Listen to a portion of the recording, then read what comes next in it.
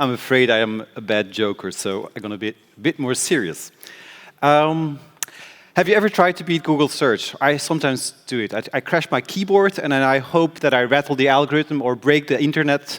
And then, yeah, sometimes I'm really having fun that it doesn't really find something. And of course, this is not a really fair exercise because any other day, Google beats me. It feels like there are no limits to the internet or what it can answer. There is an infinite space of knowledge that seems to contain every wish, every desire, every question I have. And it's frictionless, it's fluid, it's flowing, and it can be a bit overwhelming too as well. So it's just too much to oversee. The vastness of that space outstrips our ability to control it. So we need artificial brains, we need filters to sort things, and algorithms to decide things for us. And filters and algorithms make life easy. They keep the surface clean, make everything accessible and useful, and leaving the complexity of messy data and life itself beneath the surface. What's not to like about that? So any filter is, of course, as you know, necessary a selection, something you don't show. And some people worry that that way some things are happened and leave us in a filter bubble. Apparently, we have created invisible walls around us and feedback loops, like a snake eating its own tail. We seem to feed ourselves with slightly similar versions of ourselves, hyper-personalized, tailored, and with little apparent controls and no exit out of that loop. And of course, snakes, as you know, are not to be trusted. So it should not have surprised us that at a certain moment it came back to bite us. We all know Cambridge Analytica. The bubble came alive and it became like a post-truth fountain, a fountain of fake news. So suddenly that idea that filtering information could influence elections, how people voted, what they did, seemed not so far-fetched. And I know not everybody agrees on the extent of it.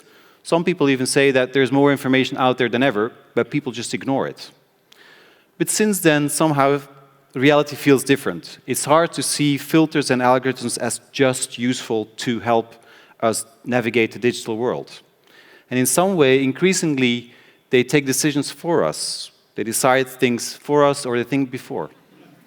So, and if that sounds a bit, like overcharged, then think about all the moments where you just followed an application like your maps. Or where you had a question, a deep question, and you went to Google to see if it could make the decision for you. Should I get married or not? And it really depends on how you formulate that question. You get a completely different answer.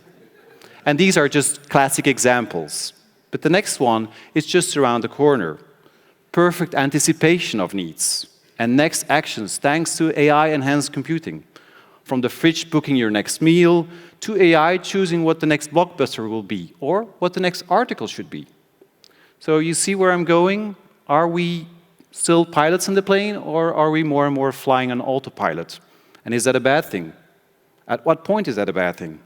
Is there a point where this is the new normal, and we just have to kind of find a new way to balance it out with who we are? Because while everyone else is focused on data and privacy, I feel the bigger issue at stake is our autonomy and our agency to take our own decisions, to balance the versions of facts versus the other one. So this is not a plea against technology, but rather a plea for thinking more actively about the human factor in all of it. How can we infuse more control and autonomy in filters, in algorithms and AI? I think this is the perfect place to discuss this. So I want to close with a few ideas, and some may be naive and practical, and some may be practical. Let's become more radically transparent about filters and algorithms, and add more explicit rather than implicit controls so people can tweak their filter bubble. Let's make media literacy a starting point and not an end point, and learn new and old generations how to be critical but also open. And let's design technology that instills and inspires human aspects, creativity, critical thinking, passion, collaboration, memories, experience. And let's hope politicians catch up with the new reality and have them design a framework that ensures more accountability to how technology impacts people's lives and values. And let's start maybe with ourselves. Be a bit more crazy, be a bit more different, be a bit more wide awake when we use technology, making sure technology liberates us rather than confines us. So I hope we still can have that conversation. Thank you very much.